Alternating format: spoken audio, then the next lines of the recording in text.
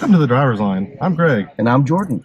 And today, we're coming to you from the loneliest car at the New York International Auto Show.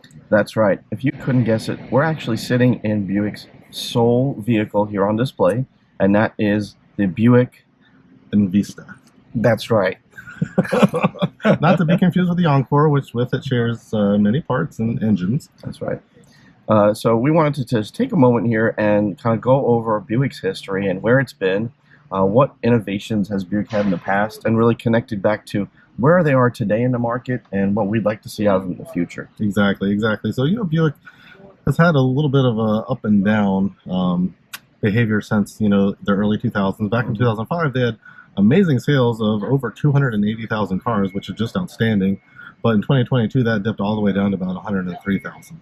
Yeah, they've lost a ton of market share, and I think part of that just deals with an image problem that they might have. As we all know, Buicks are associated with old people. Yes. And they've recently tried to change that. They've got the whole Wildcat design. A lot of the new cars are being based off the Wildcat Concept. Like this Vista, which is actually a very, very nice looking vehicle, which we love the design of.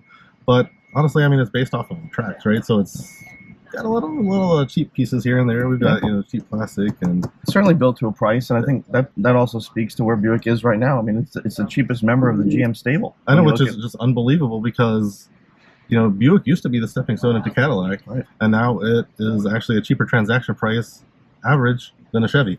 Yeah, they commanded higher prices way back in the day, and rightly so. They came out with some huge innovations. Look, even back at their history, there's a ton of racing pedigree in Buick. Not that we're necessarily saying that all Buicks need to be like Paganis. Okay, no, of course not. But they still need to try to embrace some of those pieces of their past to kind of build their future. Yeah, absolutely. They need a clear driving image, and that's something that we're kind of seeing a lack of. We know that they're really big fans of quiet tuning. Yes, they are fans of quiet tuning. And had we had the windows up, if we had the windows up in this vehicle, we would actually be able to enjoy the quiet tuning. But the windows are down, so you might hear some screeching around at the auto show. That's right.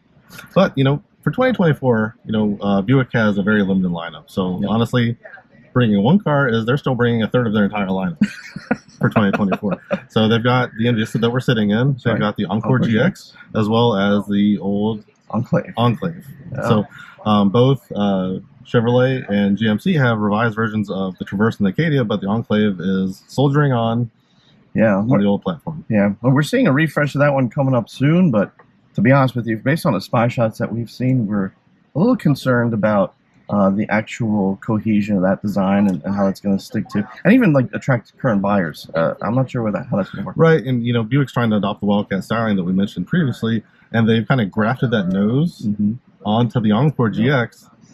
Doesn't really work with the rest of the styling. It's kind of like if you think back to the Jeep Compass when they grafted the more revised, stylish Jeep nose onto the Compass, still just was a incomplete design.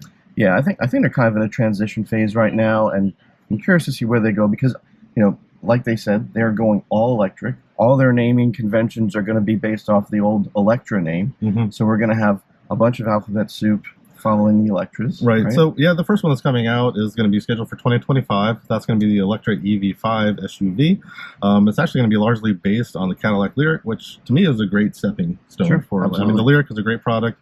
We got to enjoy it here at the EV test track here at the New York International Auto Show. Obviously, the interior is fantastic, so I think that is a great platform for Buick and kind of brings them back to being that stepping stone to Cadillac. Other fun facts about the E5 that's coming up is it's going to have that same 340 horsepower electric motor. It's obviously going to be based on the Ultium platform, and it's going to have that 30-inch curved display on the SLE. Very nice. So it's going to feel very premium, I think, and it's going to be a great place for Buick to be. Unfortunately, as Jordan mentioned, though, the naming conventions are just going to be a disappointment because what's an E5? Yeah. Buick has so many great names in its history to choose from, they right? They really do. And Wildcat, Skylark, any of these are better than Grand E5, National. Grand National. So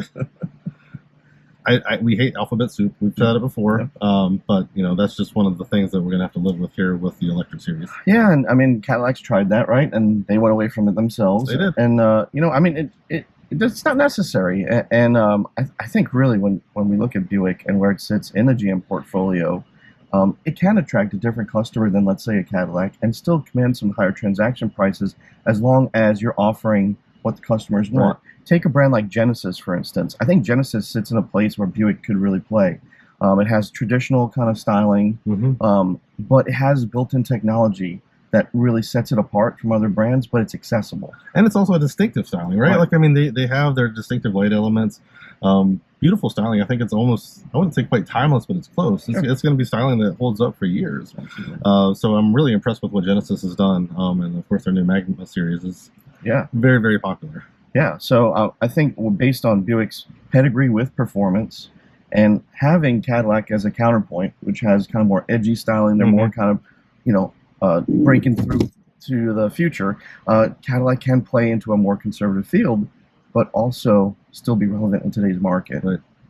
So we're hoping that that Buick looks back at their past, gets some inspiration. We're hopeful for that electric future because I think it does play into. Oh, it does. It's perfect for Buick. I mean, you know, one of the features they always talk about in their cars is quiet tuning, and what's more quiet than an EV? Exactly.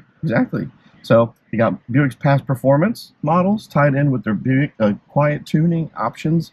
It could really make a really nice dovetail together. So. Absolutely. Well, that's it on our Buick intervention today. Yeah, we hope to see you soon on future programs. Thanks for watching. Stay tuned. Thanks for joining us on The Driver's Line. If you enjoyed this content, please like and subscribe to make sure you don't miss a thing.